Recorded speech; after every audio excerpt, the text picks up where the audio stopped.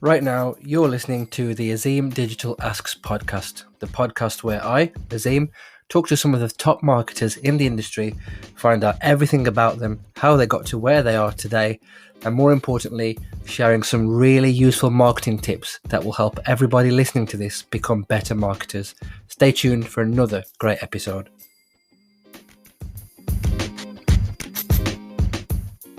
Hello and welcome back to the Azeem Digital Asks podcast. Today I am joined by two absolutely incredible and inspirational human beings, Ojiaku and Wilhemina Gilbertson, better known as Reji and Willz. Together, they're both the founders of B-DigitalUK, a digital marketing platform which showcases black talent in the digital industry. We'll be talking all about diversity and inclusion, wage equity, and everything in between. This should be a fucking firecracker of an episode. Ladies, welcome to the show. Hi, thank you for having us. Thanks for having us. You are more than welcome. Right, so I've reached out to you both privately and separately to see how well you know each other. So we're going to start with this. I asked you both if you could have dinner with one celebrity, who would it be? So, Wills, I'm going to ask you first about Reji.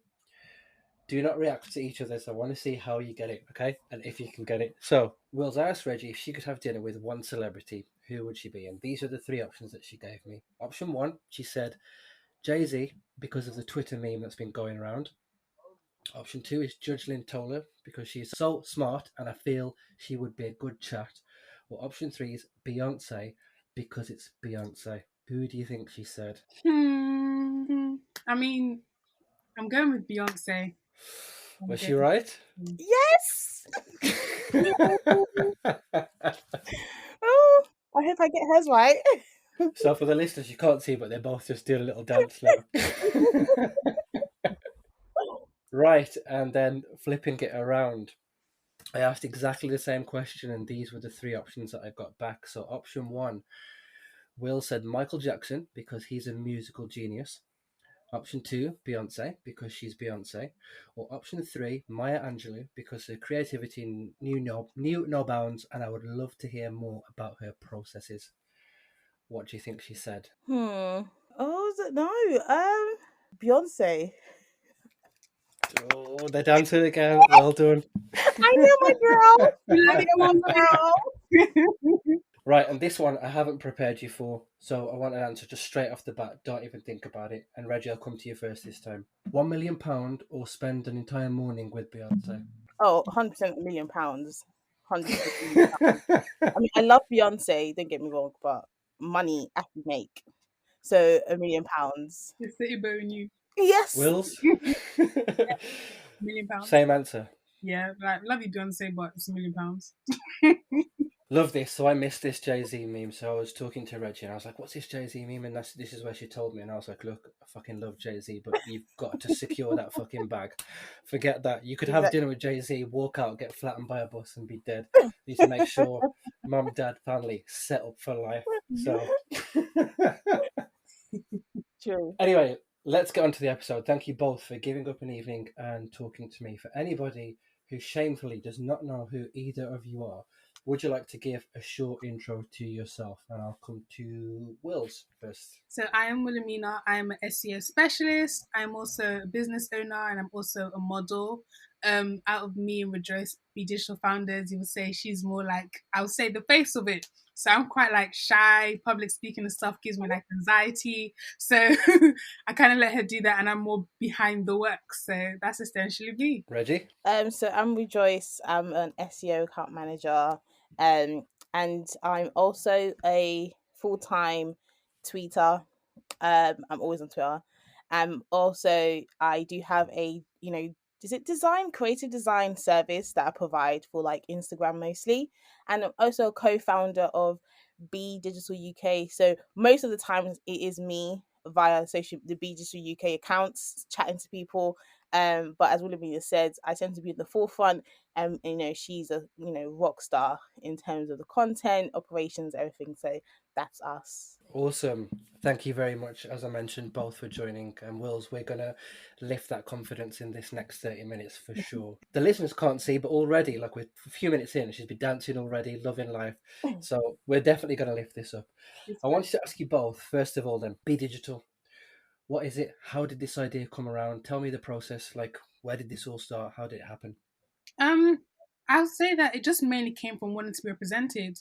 Um, when I started in SEO, I didn't know anybody who did it. I didn't even know what SEO was. Rejoice is the only person I knew. I didn't even know her that well because she spoke about it on Twitter. I'm like, okay, I've seen this girl on Twitter. She talks about this thing she does. That's what I'm doing now. Let me find out more. So I reached out. She's like, you're gonna love it. And then from then, we ended up working in the same place. I went to the bathroom and I saw the reception. I was like, wait, is that Rejoice?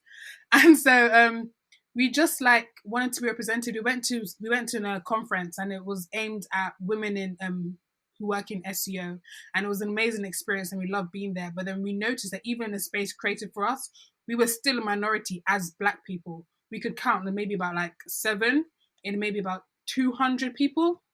So we're like, we need a space where Black people can be represented. Also to let people know that there is this amazing career out there called SEO that you can do. It's not as scary. It's fun, and also to have a safe space when you do have, the things that you do endure in the marketing world, people you can talk to who can relate and understand where you're coming from. And that's where B-Digital was birthed, and there's still so much we're doing as it continues to grow. We find another dimension of area that we need to touch on, we need to expose. Like, today we're talking about wages. So that's B-Digital.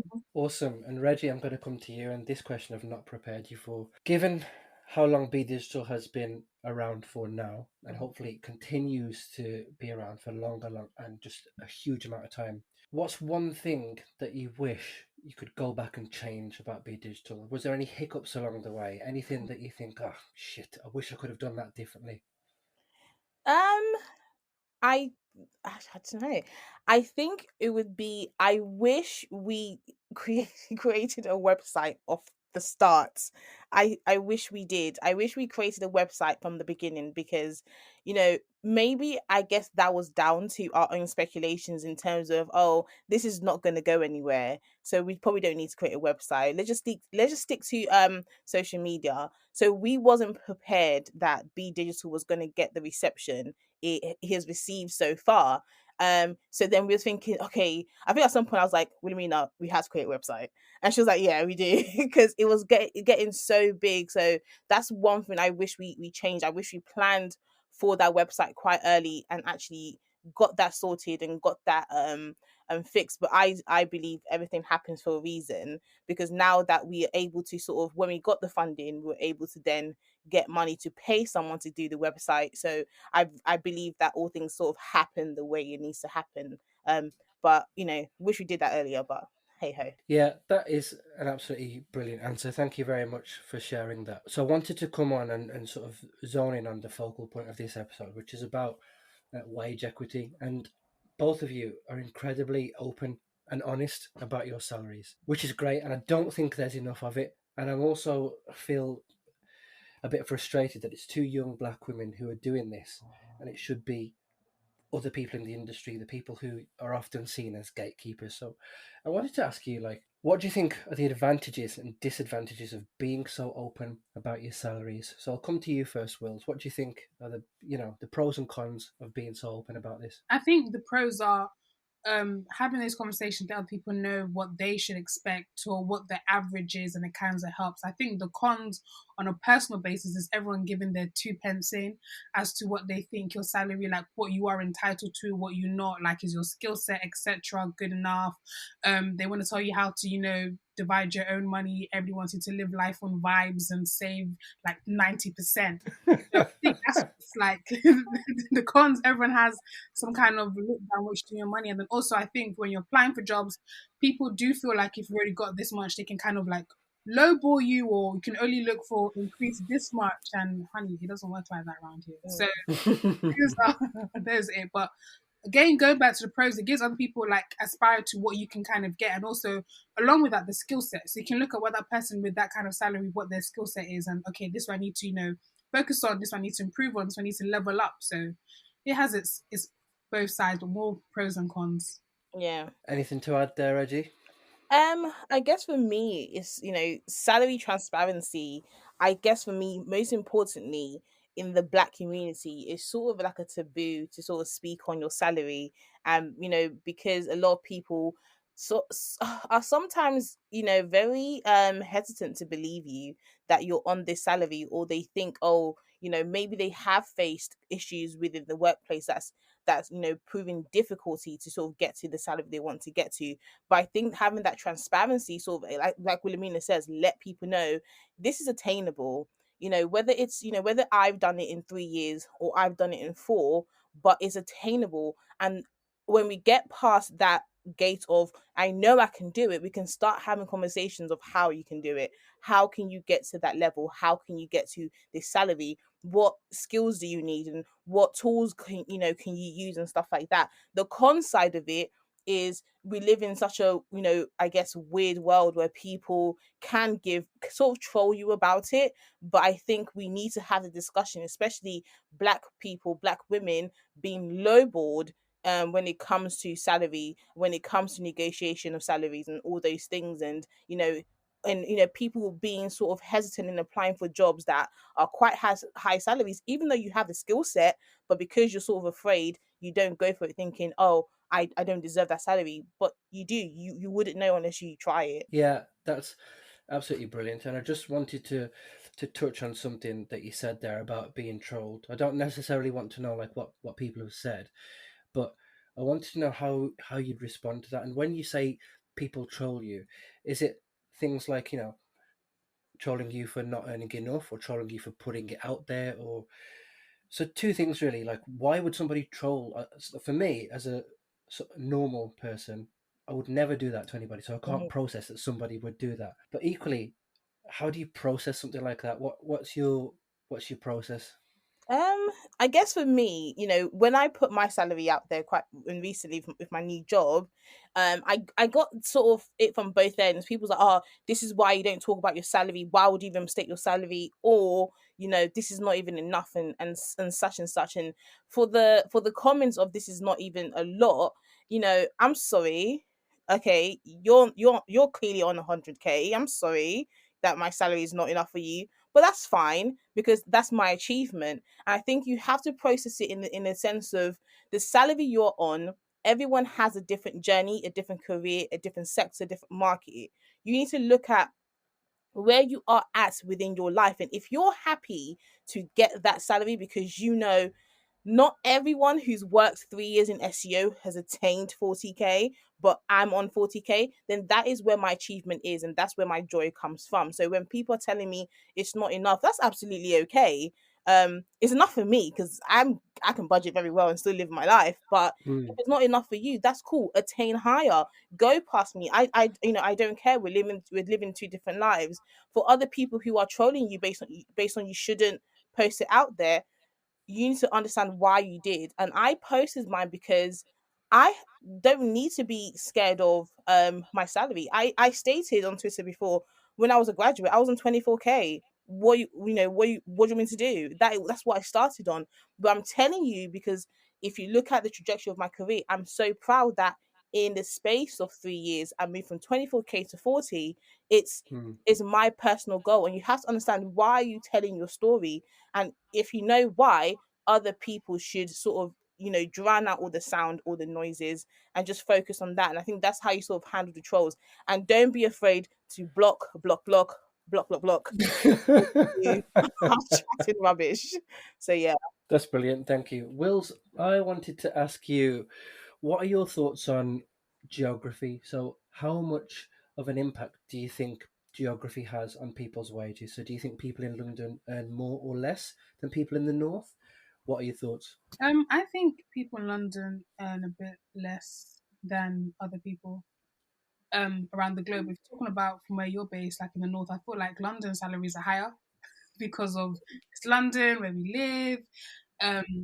Living costs here are ridiculous, but even if we earn more, it doesn't really make up for it. But we try. I think you're absolutely spot on. I've got a friend who works in media, and I know he listens to this podcast. But many years ago, I used to be in London twice a week, and he was like, "Listen, don't get a hotel. Come and stay at mine." I was like, "Oh, great, awesome." His journey to work is two different tubes, an overground, and a 20-minute walk, and that's one way.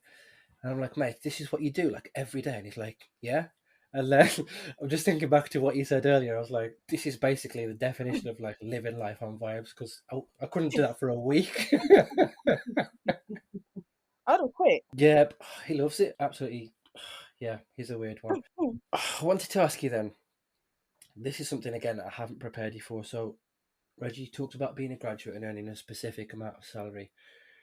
You don't have to share whether you haggled or not, because that's none of my business. It's none of anybody's business. But if there are graduates listening to this, or if there are people just about to enter the industry now Mm-hmm. who think, you know what, I've done a degree in a very specialist area of marketing, like, you know what, I've done a course in Python, for example, I could Mm-hmm. do Python straight away. Do you think that they have the leeway to potentially negotiate a higher starting salary, or should people just take what they're given? I mean, I don't think you should take what you're given. I think if you want to negotiate, negotiate. If you can get it, get it. I don't think you should, just accept it for, just accept what they're giving you off the bat. However, I would say from a graduate level, you're a graduate coming into a now full-time role. You have the knowledge, but you don't have the application yet. You have not applied it to actual business cases. You have not applied it to real life situations. You don't know what it means to handle clients, handle all of these things. So you have to understand that they set the graduate level, they set the graduate salary based on them assuming you are coming in with no experience. And technically you are, even though I studied a master's in marketing, and trust me, I thought, you know what, I am going to negotiate, blah blah blah blah. I have a master's, I should get higher. Not really. I did have a master's in marketing, which helped me understand the theories that people were talking about when I started the grad job, but it did not help me understand how to apply it. I can get the conversation, but how to apply it was a whole different case. So I think you have to look at it from a two different perspective. If you're great with data analytics, if you're great with codes and whatever, I would say you have more of a leverage, because coding is, I guess the bee's knees now. Coding is amazing. You have more of a leverage. However, if they don't offer you that because you're still a graduate, always remember that your graduate salary is not where you're going to be forever. Sometimes you just have to close your eyes, accept it, get your foot in the door on, I don't know, 24K salary. Obviously, don't accept anything that's 18K, because that's actually slavery. But go in at like 20 something K, and and then progress, and then start and actually have a plan that you're on 24K, the graduate program ends in a year. After the year, you want to be on 30K. That's attainable, and you're going to Mm. grow in that way. But that's how I would handle the graduate levels and the graduate scheme. And but any company offering you 18K to live in London, didn't just reject it. Don't even argue, reject it, because that is modern day slavery, and I think that's ridiculous. Are there actually companies in London offering graduates 18K? Yes. So when I graduated, my first like ever interview, like proper place, it offered me 18K. And I even had to do a presentation for that interview. And I knew nothing about that industry. And when I didn't get it, I was so upset and I was devastated. And I found out afterwards. So that was peanuts to offering me, because like we're saying right now, you don't know. If you don't know, you don't know. All I Mhm. knew was graduate, I wanted a job, and they'll offer me a salary. And I was working at Tesco before, so any money before was greater than what I was getting before. So now that they're telling me 18K, I was like, yep, I'm gonna do everything. I'm gonna smash this presentation. I didn't get it. I was devastated. Only to find out is that what they're offering me. So I could even get better than that. Joyce is right. Don't take that money. Don't take it. You're a graduate. No, they might as well offer you an internship that's unpaid. They might as well, because 18K, unless you're living with family and your family has it like that to support you. But I think Mm.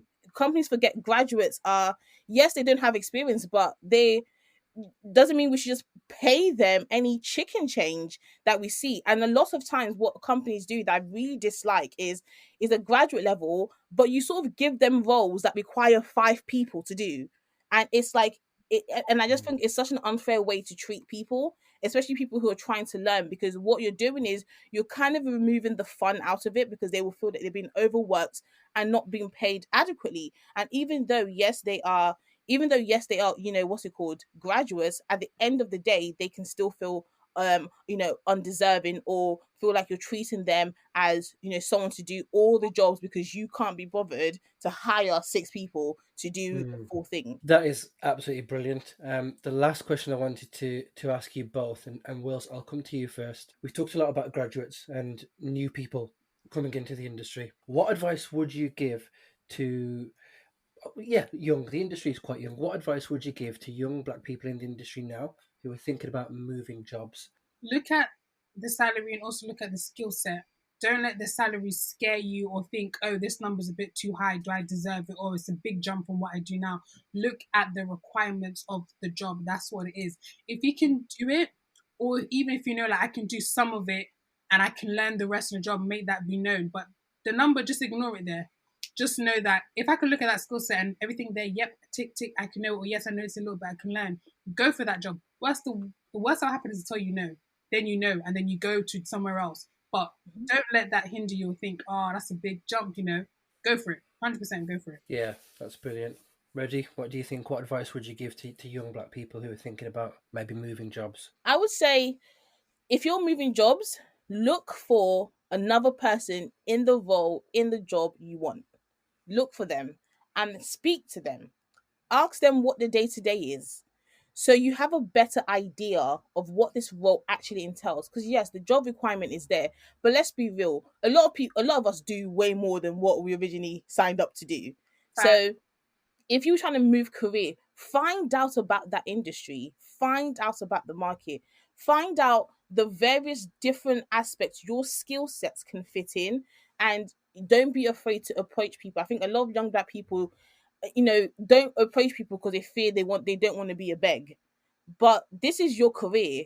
So if you have to be a beg in a professional manner to get what you need to get, be a beg. I'm not saying lick ass. I'm just saying, go to the person, introduce yourself and say, I'm interested in applying to this role. Because you never know, if you end up applying and they remember you, that, oh, this person actually reached out to me, they can put in a good word. A lot of time people do get jobs because, or people or hiring managers make the final decision, not because, okay, they meet all the requirements. You probably met it, but because, oh, we like you.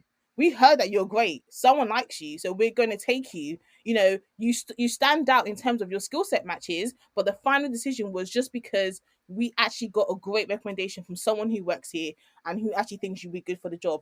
And then you got it. Do not be afraid to approach people if you're trying to jump industries, so you can understand fully what the skill sets are, the requirements are, what the industry's like, and how you want to sort of maneuver. Wills has something to say. That was so cool. Yeah, just to add on to Rejoice, I remember when I first started like learning about networking and everything, you'd always ask people how they got into their job. And they'd always be like, oh, I just fell into it. Oh, I just network. And I used to roll my eyes because I'd be like, what if you don't like doing that? How am I supposed to get a job? And again, hearing her say that has reminded me of that. But guys, it's actually true. Like, learn how to network, even if you don't like it, because like we said at the beginning, I hate stuff like that. My confidence, I don't talk to people like that, makes me feel all like nervous. I have anxiety, but it's a skill that you need. Like Rejoice said, that will help you get a job. And that's how I got my first job. I went to a networking event and I met someone who told me like, yeah, I work here and they're looking for a job. So I applied and I made sure like when I went to the interview, I mentioned her by name, even had lunch afterwards, and she gave me pointers. And I didn't get that job. But then they called me afterwards saying that we have another position open. And the person who interviewed really liked you, so they recommended you for this. And that's literally how I got my job. So it really, really makes a difference being impressionable. It really, really makes a difference putting yourself out there, speaking to people, just, curiosity, because sometimes they give you that insight that you may never would have known before. So definitely, definitely. From somebody who has anxiety and who hates things like this, I am telling you, it is worth the while to learn that skill. Yeah, you are absolutely spot on. And you've reminded me of a bit of advice that was given to me in the past, which I'm happy to share now. And if anybody disagrees, well, tough. It's my podcast, bitch. If you're in a job now and you're looking to move to a current job, they will always ask you, what are you earning now? Give them a bracket and make that bracket fucking wide. I'm talking 10K, right? So if you were on 40K, I would say my current salary is between 38 and 48. Their response gives you an indication into what sort of person and employer they are, because 9 out of 10 people say, well, that's quite a wide bracket. but there's always that one. Why aren't you telling me exactly what you're on? Mm-hmm. Always trying to grill you down. Like, can you tell me exactly what you're on? I was like, yeah. Can you give me exactly this job first? Then you, then we'll talk about it. But if you give it so wide, look at their reaction, and they're like, okay, that's quite wide. And I said, look, you've advertised a salary between X to Y. My salary is this. Here's where I want to be. Reggie, you have something to add. Go for it. Yeah, so just to piggyback of what you just said, I do remember when I was after my graduate job, I was trying to get onto. I was on 24K. I was trying to get onto a salary that's 30K. So I was trying to make it like a 6K jump, and a recruiter was just like, do you tell people you're on? And me in my naive sense, I'm like, yeah, I do tell them exactly what I'm on. She's like, don't ever do that. And I was advised to lie about what you're on. So if you're on 24K, I kept saying I was on 28. I was on 28K. So the salary I'm going to look for is 30K. Now, even if I didn't get 30K, I would at least get 28 or 29 in between that gap. So it doesn't matter. I will still make a jump with my new job.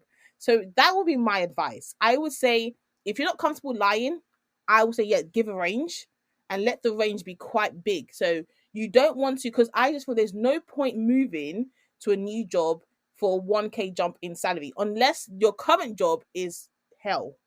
Then yeah, I would say jump ship. But if it's not, and you're sort of comfortable, but you kind of want that increase of salary, there's no point moving to a new job if your increase is 1K. Let your increase be at least minimum 3, 4. And if you're on 30K, say you're on 35. They'll give you either 37 and above. Just say that. And that way, that's why I told my sister, and she moved, and she was like, "Oh wow, I didn't think I could do this." I was like, who's gonna beat your ass? Who's gonna beat your ass? So just do it, and that's how you sort of get ahead in the game, I feel. Yeah, absolutely. I should have added to my earlier comment. If you are going via a recruiter, I'll always be honest with a recruiter, because it's a recruiter's job to secure the bag for you, basically, Yeah, isn't it? So I would always tell them, look, right now I'm on 14K. This is what I want. If you're going directly to an employer, you tell them my salary is currently 14 to 24. yeah, And then subconsciously you're putting yourself out there at 10K higher than what you actually are. But yeah, absolutely. it's in the recruiter's interest to get you the most money. And then some recruiters as well, not all, some not nice. Like, I've spoken to a recruiter in the past, and they were like, "Yeah, hi Azeem, yeah, I got your CV. Just want to let you know we've hit our 3 month target in 6 weeks. So we're really happy about it." I don't care. What are you telling me that for? Like, great, good for you. What you eat isn't going to fill me up. Anyway, we're coming close to the end of this podcast now. There's so much more that I wanted to talk to you about. So, You ready? a couple of things I wanted to ask. Wills, I'll come to you first. If there are people listening to this podcast who are nodding away, like you both have been for the listeners, these guys have been nodding their heads away, waving away, things to add. If there are people listening to this and they're like, I love this, but I don't feel that confident to sort of speak up and do something about it, what advice would you give them? Find people who have the voice that you want to have. They will be like your biggest support, and will kind of have that people around you. I kind of give you that confidence. That's what I kind of did, because like as myself, I can't. So I found people I knew had like the same mindset as me, want to speak about the things, and that kind of gives you that confidence to speak about it, because you know you're supported, and people who see what you see, and people who can help you to articulate in a way that you probably can't by yourself. So definitely find a community like what we're trying to build. So basically come over to B-Digital. We will help you to find that voice. We will help you to, let people know what you want to say. So definitely. Reggie? Yeah, I would just say definitely. Yeah, you got to find the community, and I will definitely say look deep into yourself to sort of find out where that fear is coming from, because at some point you do have to tackle that fear, and at some point you do have to be your own voice. Not saying that you won't get any support, but stories, experiences are always better told from the person living it. So it's always good to sort of find out where that fear is coming from and tackle it. And a lot of time it can be imposter syndrome, which is something that everyone goes through. But I would say, maybe slowly speak out little by little. No one's, you don't have to put yourself out there, but maybe slowly give opinions or give statements. Just here and there. Eventually, you will be comfortable If you're scared to speak out about your salary, then there's definitely people who can use people who are within the community to ask for advice, ask how you should approach things, ask how you should think about things, ask how you should, look at things from different perspective. What are negotiation tips? What are negotiation styles? If it's about speaking about, something happening in the industry that you don't like, then speak about people who are already speaking about it, and maybe see if you can join that conversation. That way you kind of build up your own persona, your own personality, and over time you'll be able to then have your own voice to then speak up for yourself. That is absolutely spot on. Thank you very much, both of you, for sharing that. And I can't let you both go without very quickly touching on diversity and inclusion. I know you've spoken about it in the past. I wanted to ask you, it's a fact, right? There are not enough people of colour, black, Asian, minority ethnic people in this industry. It's an absolute fact. We know that. We've talked about it till the cows come home. What do you both think the industry can do to be better? For me, challenge why whiteness is the preferred look.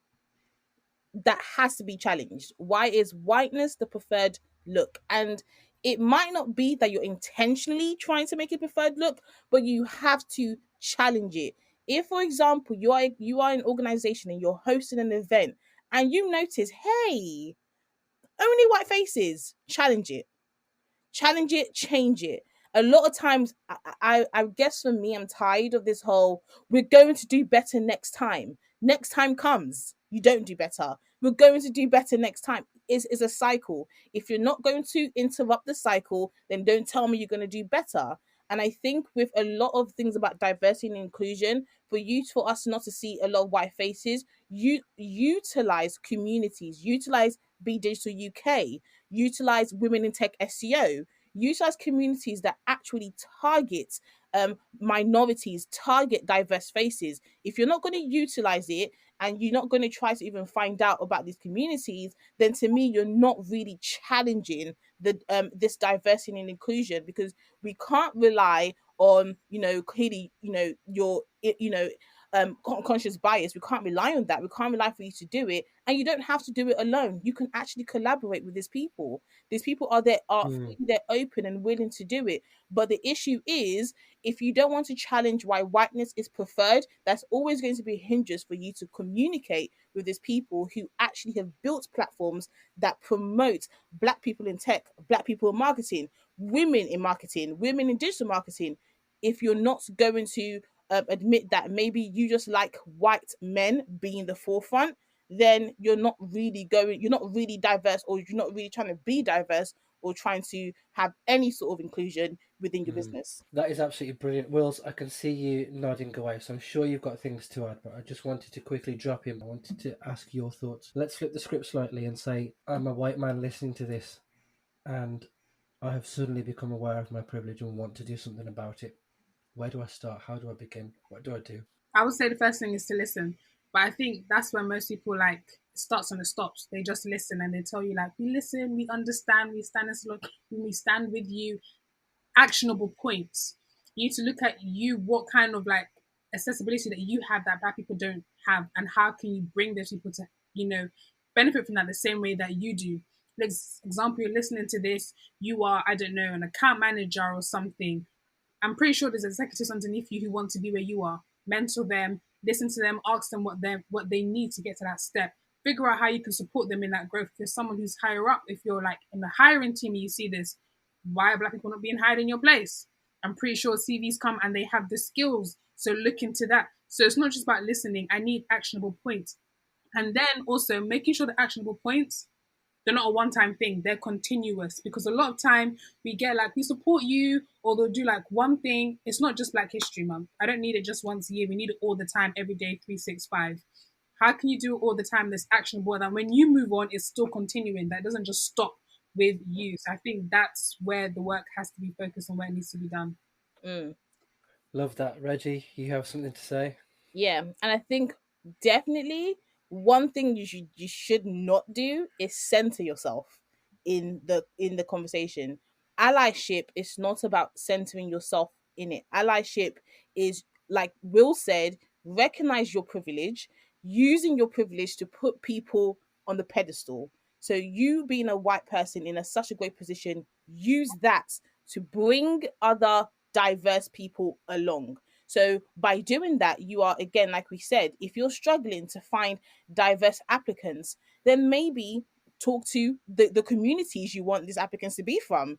If you want Black, African, Caribbean, if you want, other ethnic minorities, talk to the communities. But please do not center yourself in the discussion. Do not, feel attacked that, oh, you're being attacked that you are a white man. It's not an attack. It is just asking you to open your eyes and see the reality that you are not seeing because of your privilege.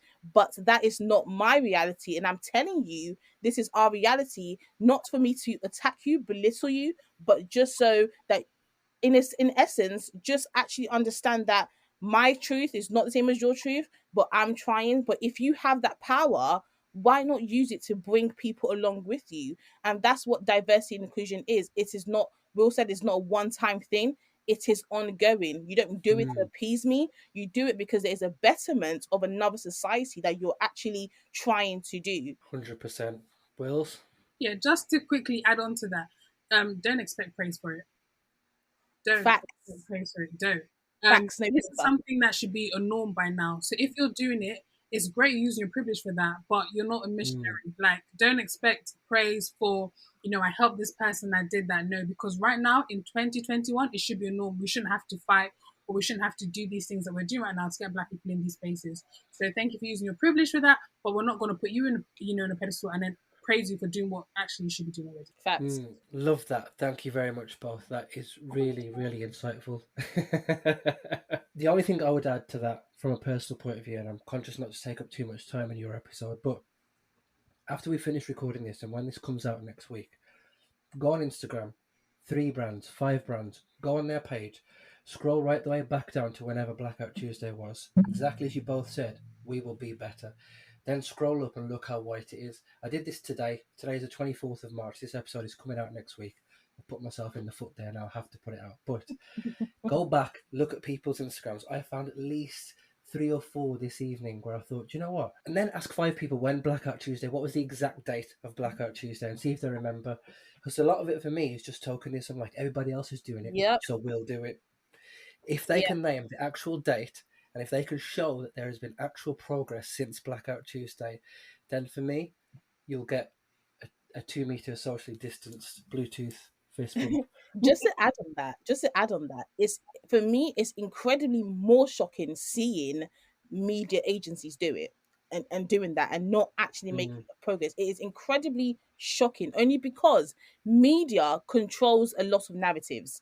And if you have joined in as a media agency and media organizations to recognize Black Lives Matter, the movement of it, and you haven't done anything since then to be progressive, to me, you are putting on a facade. To me, my experience, my trauma, my lived, what I'm going through, is not that important to you. And this is what I always sort of look at with agencies, and I guess with a lot of Black people, is sort of when we hear companies want to do this, we already know, okay, we'll give it a month. We're going to give it a month and see where you're at in a month. We're going to give until this dies down and see where you're at when this dies down. But if you're a media agency, it is your responsibility. And I feel that you need to be able to have the right narrative spoken by the right people. I don't want to see, Black Lives Matter conversations being led by a white person. I'm not to say that they haven't gotten it, they can't add to it, but that is not their lived experience, or that is not their story. And I don't want to see, you did, all Black Lives Matter and all these stuff, and then your conference is all white people. It's not adding up to me. So I think, we should definitely look at for media agencies a lot of the time, because, working in SGA, which is digital marketing, and any marketing agency, I'm very weary about these things. I'm like, oh, okay.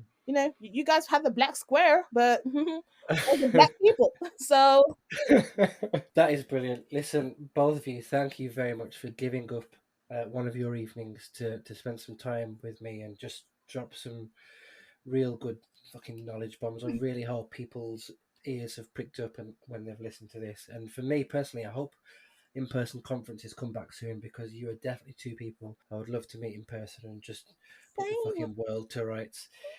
If people wanted to find out more about you both individually or find out more about B-Digital, how can they do that? How can they get in touch?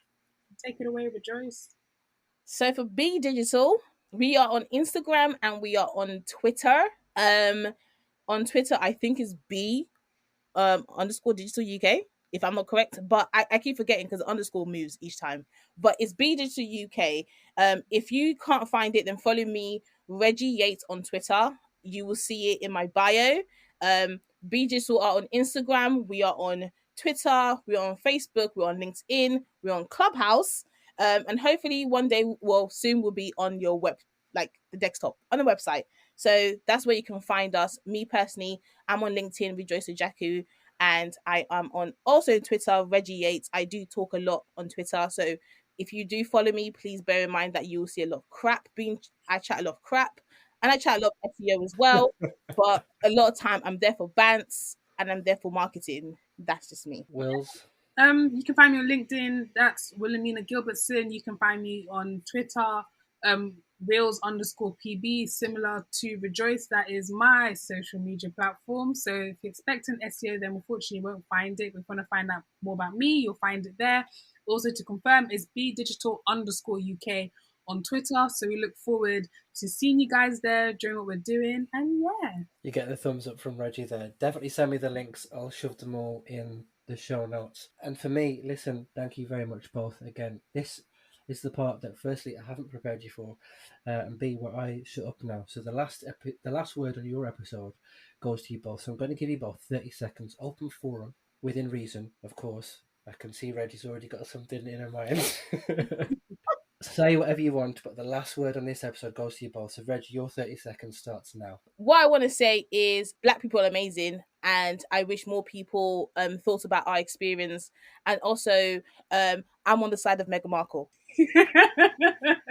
That's mine. You already know, follow us on B-Digital. Also, Black Lives Matter in every single way, in all aspects of life. Also, I'm also on the side of Meghan Markle. That is a great side to be on. And yeah, thank you for having us. Yeah, thank you.